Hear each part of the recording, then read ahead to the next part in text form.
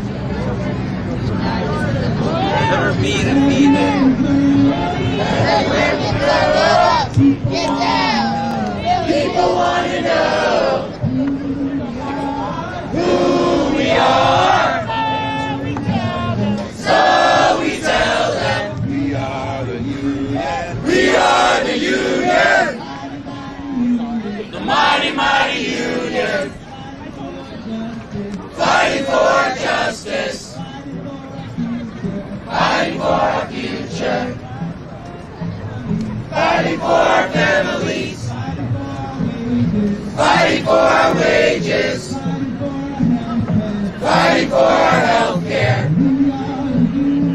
We are the union, the mighty, mighty union. Workers union, powerful union.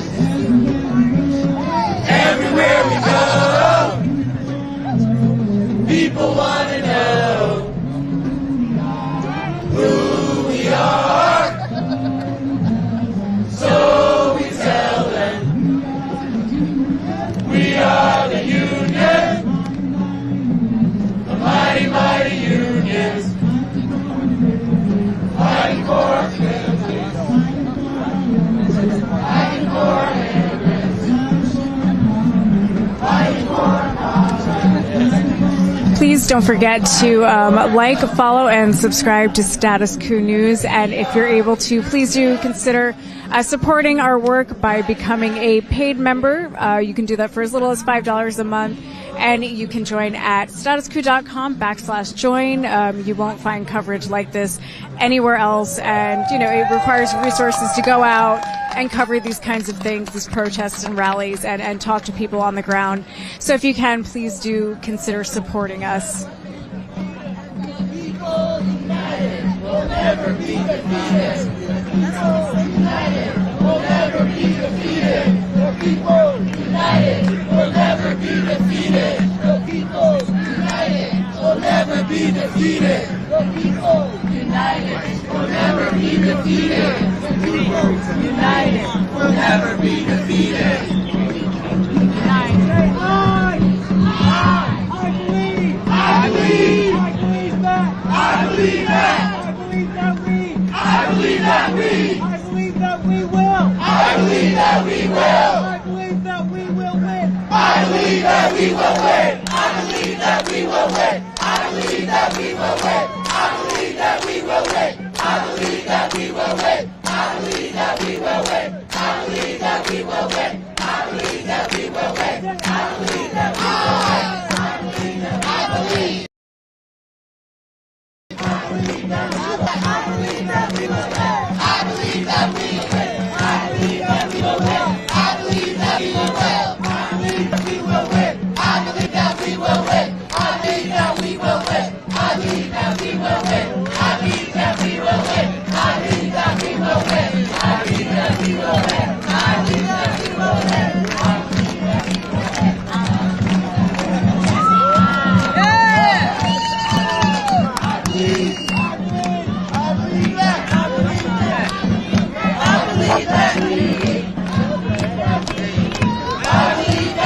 Philadelphia Police Department, please the mask, please vacate the sidewalk for paying arrest. Thank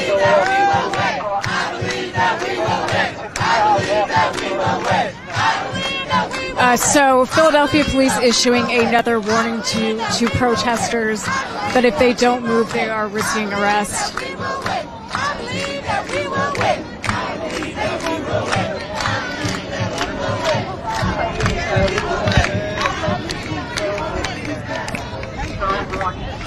So third warning, he says.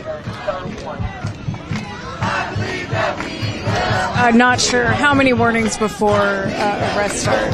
I believe that we will win. I believe that we will win. I believe that we will win. I believe that we will win. So John's saying third warning would be the final warning. I believe that we will win.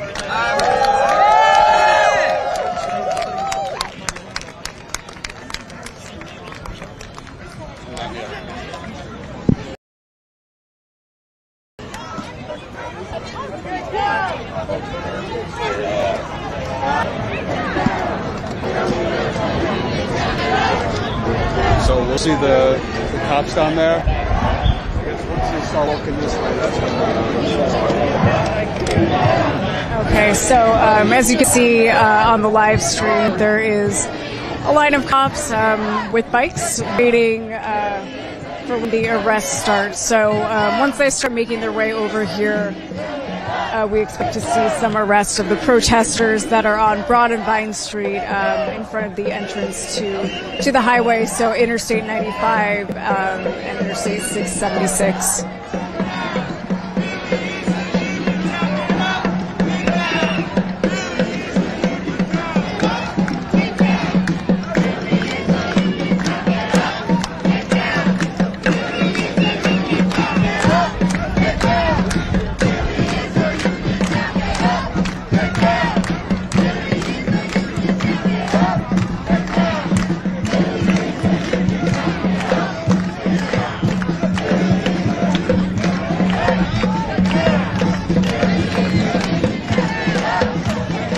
And again, there's about 60 people that are over here with linked arms sitting in front of the entrance to the highway. And it looks like arrests are starting now.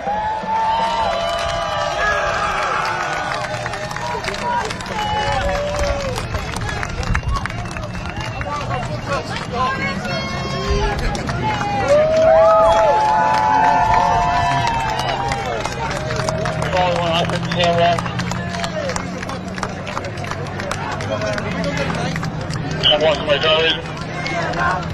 If I show what happened, we're ready to go. I told them to you guys well. I told them to people.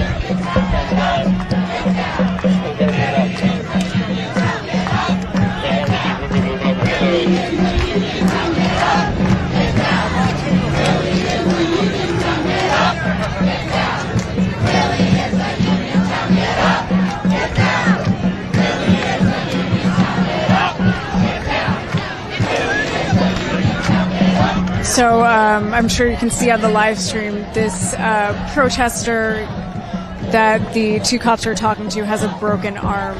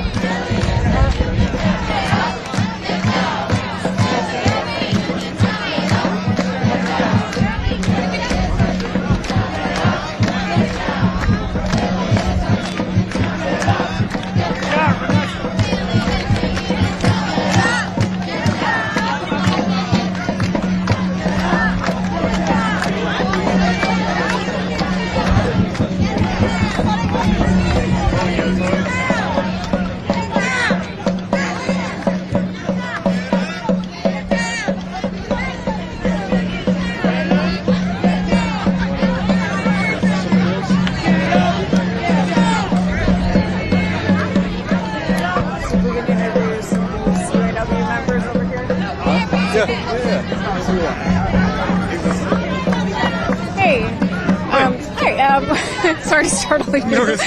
We're from Status Coup News, and we just wanted to see why you're out here risking arrest right now. We just wanted to see if we can talk to you about why you're out here risking arrest right now. Sure. Cool. So why are you out here? Why is it? Yeah, I'm a union member. I'm part of Get Up UAW, which is the union for graduate employees at the University of Pennsylvania. And I'm out here today because it's disgusting that working people who make this country run are under attack from both federal government and from local government and businesses across this country. And corporate oligarchs and billionaires like Elon Musk and others like him are gutting our social services. They're destroying our communities. And the only way we can really fight back is worker power. because we have power as workers, and that's not a metaphor, it's a fact, because the economy doesn't run without us. And so if we stand up and we say no more, if we halt production, we can bring the whole economy to its knees, and we can force people to listen. And so that's why I'm here today, to express that worker power is the future, that we need to stand up and fight back, that it's time to prioritize people over profit, and that also, personally, I'm here because I think it's disgusting that the University of Pennsylvania is a multi-billion-dollar institution that pays $0 in taxes to the poorest city in America. Philadelphia public schools are falling apart, SEPTA service is being cut, and the University of Pennsylvania pays nothing to the community. It's disgusting. Absolutely, and I get. All right, it looks like police are going to start heading this way. Are there any final thoughts that you have that you want to share with viewers of Status Coup on this Mayday? Up the workers, free the international proletariat, free Palestine. Thank you. Thank you. Thank you. Nice meeting you. All right, looks like police are headed this way to arrest the protesters who are linked arms in the street blocking the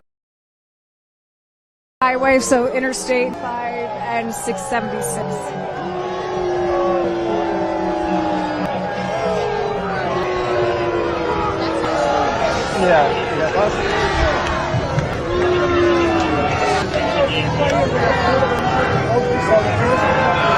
So again, as you can see, Philadelphia police has surrounded the protesters who have linked arms and are blocking the entrance to the highway.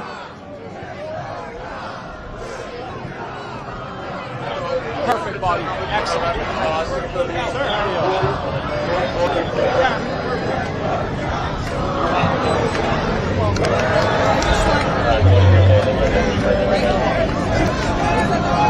And if you can't hear that, the protesters are singing Solidarity Forever while waiting to be arrested.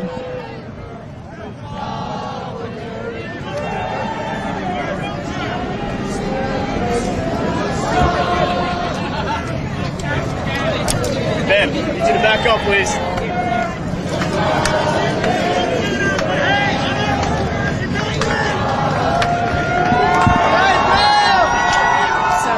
The first protester has been arrested, and again, there's like a long line of Philadelphia police with zip ties and all that, waiting to arrest the protesters.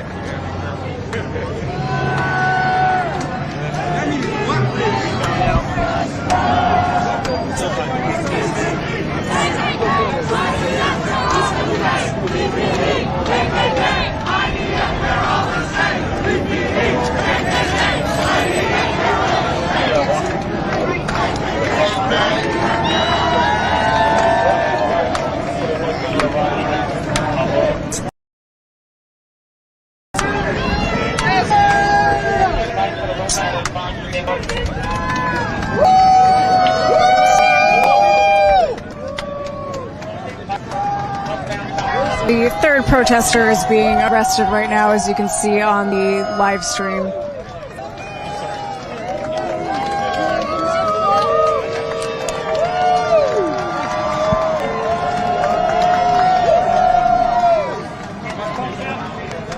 And everyone who's gathered here is cheering for every arrest that's been made.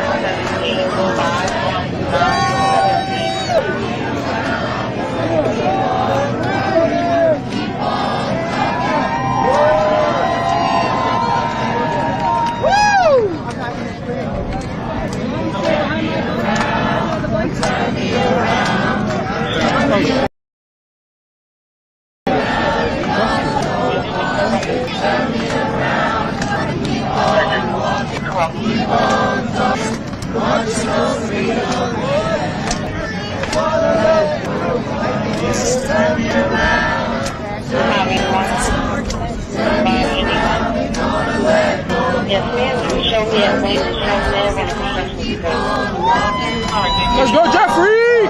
All right, the fourth arrest of the protester.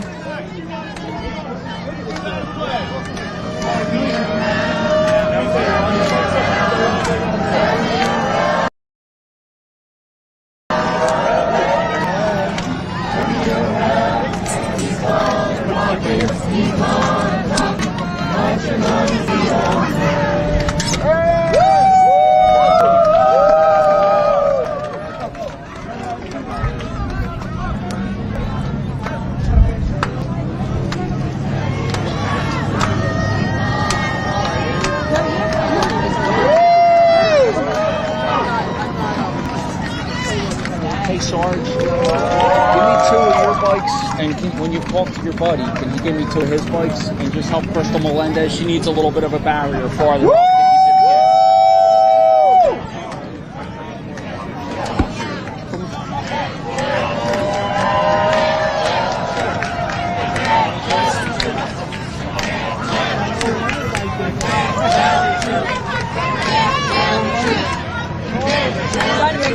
Try to catch up. You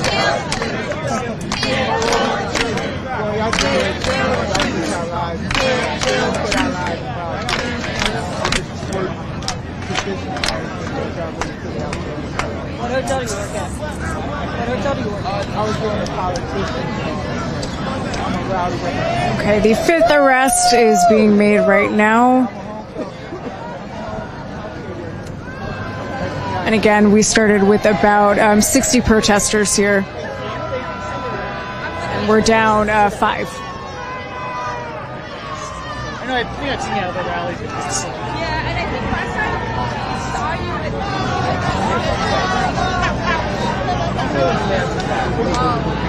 I live out in Harrison. Oh, okay. So you must know Mark and Mark. I love talking to you. Or it might be you have an office in the Capitol. It might be Impressive on my media. I started when I got on the stage in there.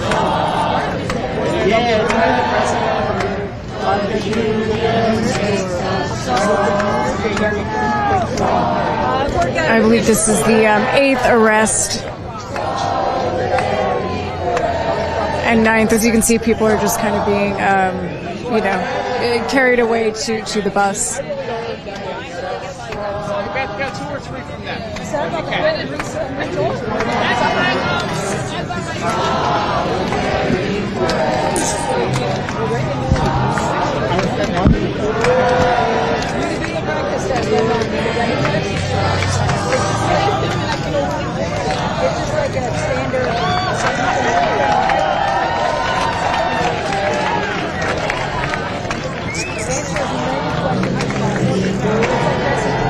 The more you answer, the more you get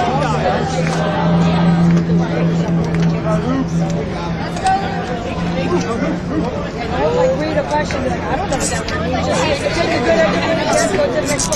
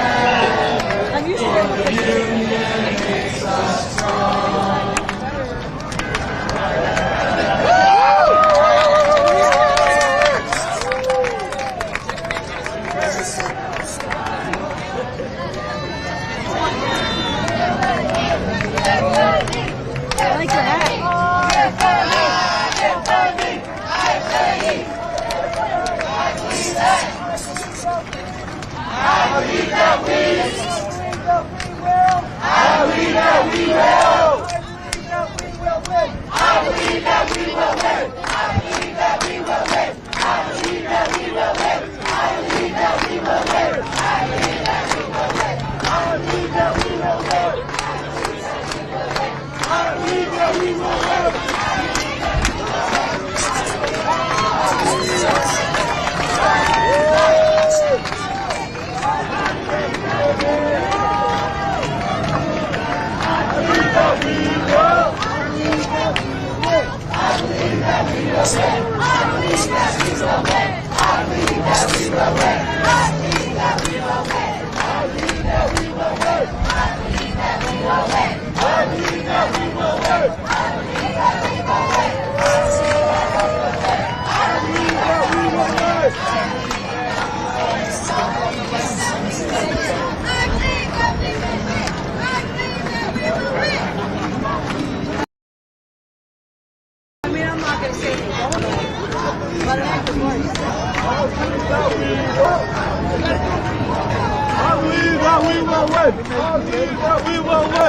While we're waiting for protesters to be arrested, now would be a good time to join Status Coup as a paid member so that we can keep bringing you this kind of coverage that you're not going to find anywhere else. So please, if you can do this for as little as $5 a month, and you can join at statuscoup.com/join.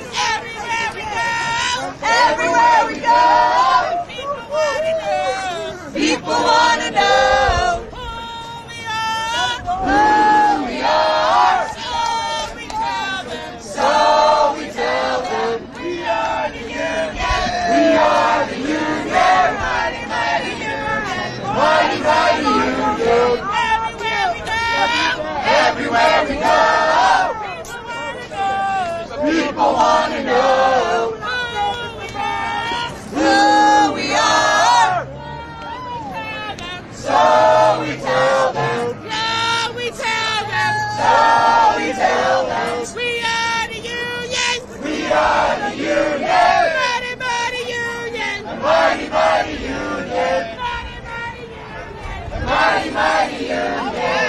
Everywhere we go. Everywhere we go. People want to know. People want to know. Who we are. So we tell them. So we tell them. We are the union. The mighty, mighty union. We are the union. Mighty, mighty union. Mighty, mighty union.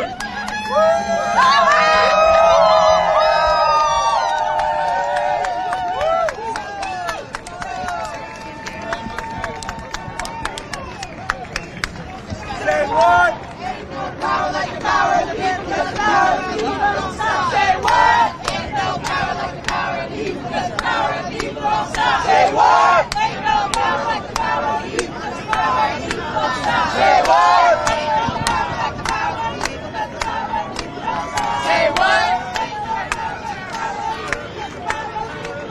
Say what?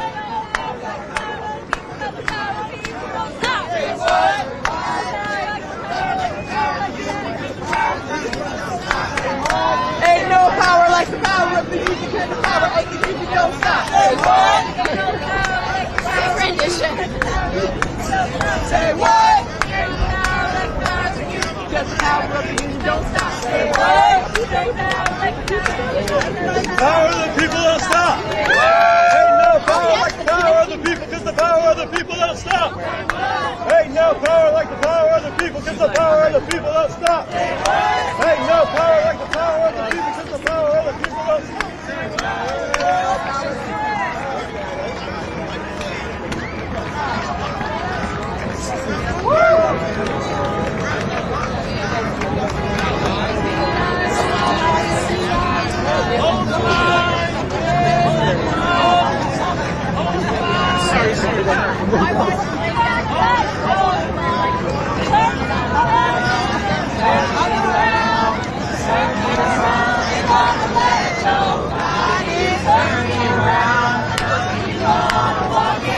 Keep on talking, marching on to freedom. Turn me around, turn me around, turn me around, and gonna let nobody turn me around. Gotta keep on walking, keep on talking, marching on to freedom. Turn me around, turn me around, turn me around, ain't gonna let nobody turn me around. Keep on walking, keep on talking.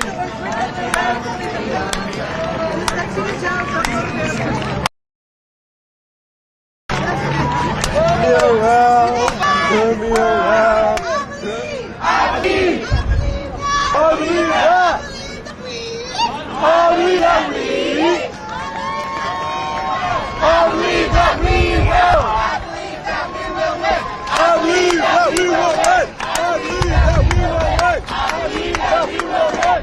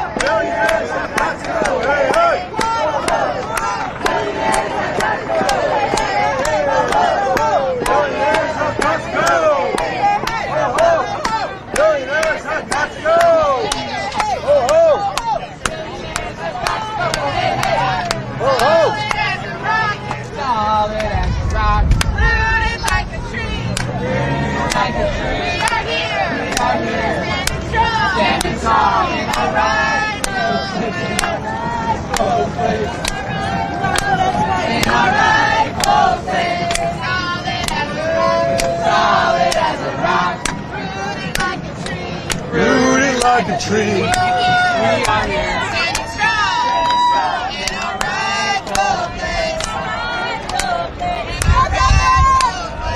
Rightful place.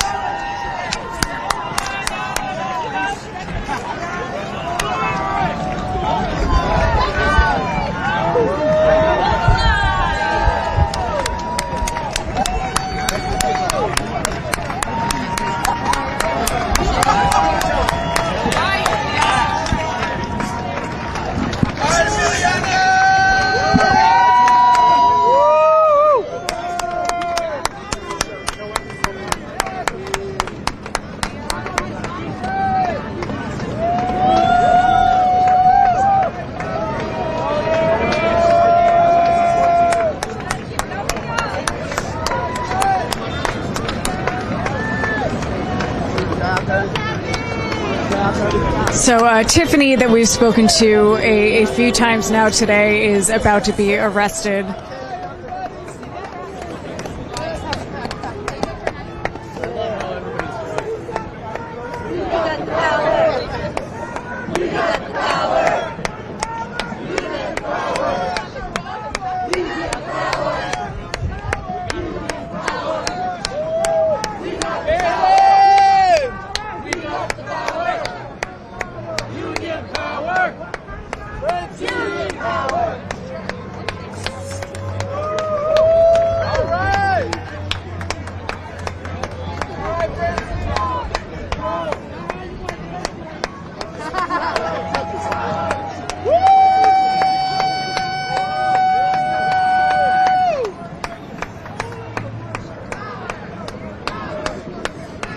Again, so this is Tiffany that we've spoken to a few times today, and who was one of the speakers at Bernie's rally.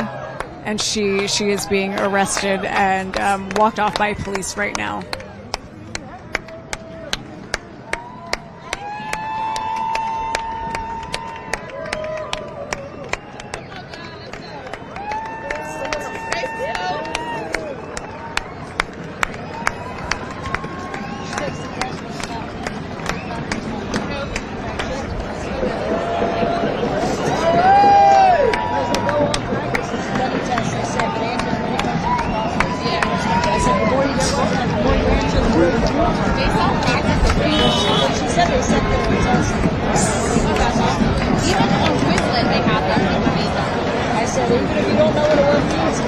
It's about maybe 7 or 8 more people. All right, we are down to the last 7 or 8 arrests here.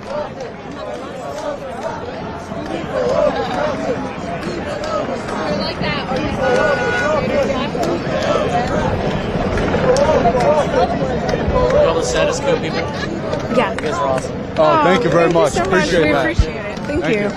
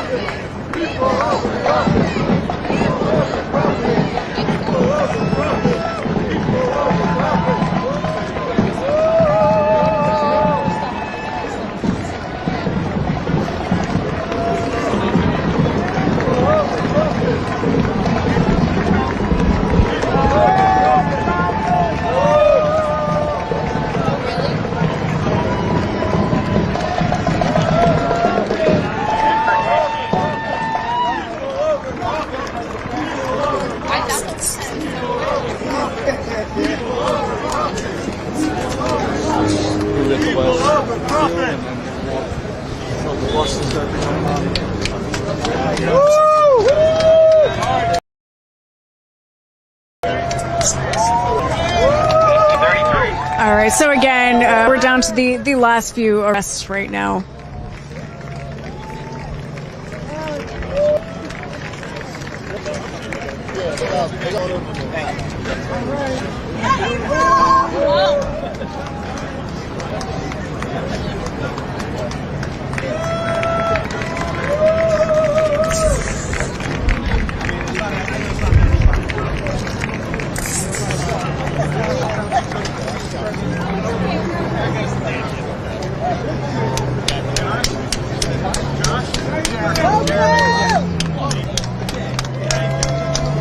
Here you go.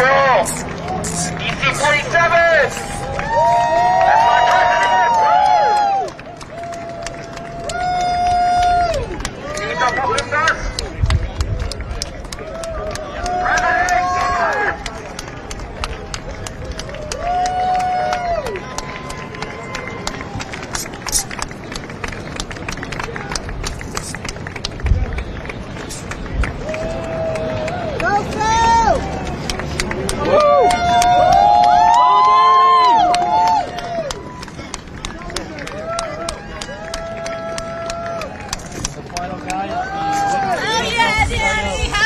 Hell yeah!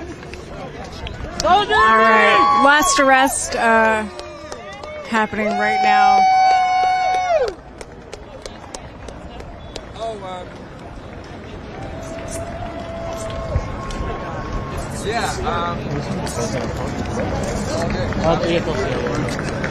You got that? So this last person who's being arrested is the leader of the AFL-CIO in the Pennsylvania chapter.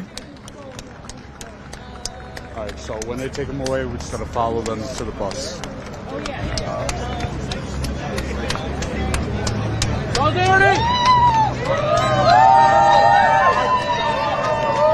All right, so again, this last person who's being arrested is the leader of the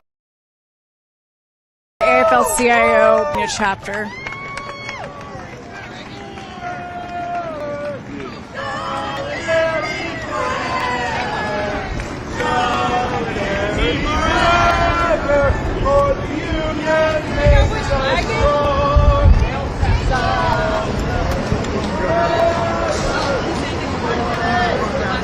All right, so you can see all of the protesters were brought to these police buses, and that was the last of them.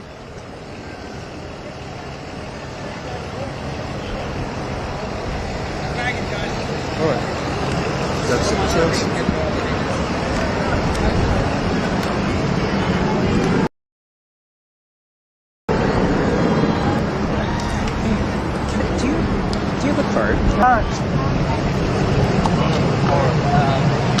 I'm a photographer. If I can collaborate with you guys sometime, let me know. Yeah. I've been trying to go to a protest, so I can footage from. Nice to meet you. All right, and the police are starting to clear out now. All right, so just stand my nose, wrap it up, and Yeah.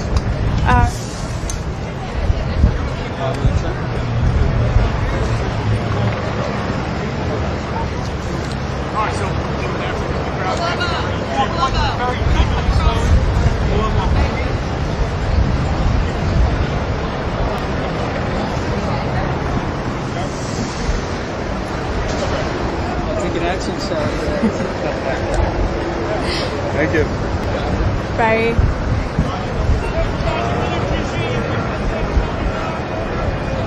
So we're going to hang here for just a second. Okay, super chats. Awesome. Thank you, Colin, for sending over the super chats because I can't see them on my phone. Thank you to Denise Columbia. Thank you so much. Thank you so much, Denise. Thank you for the super chat.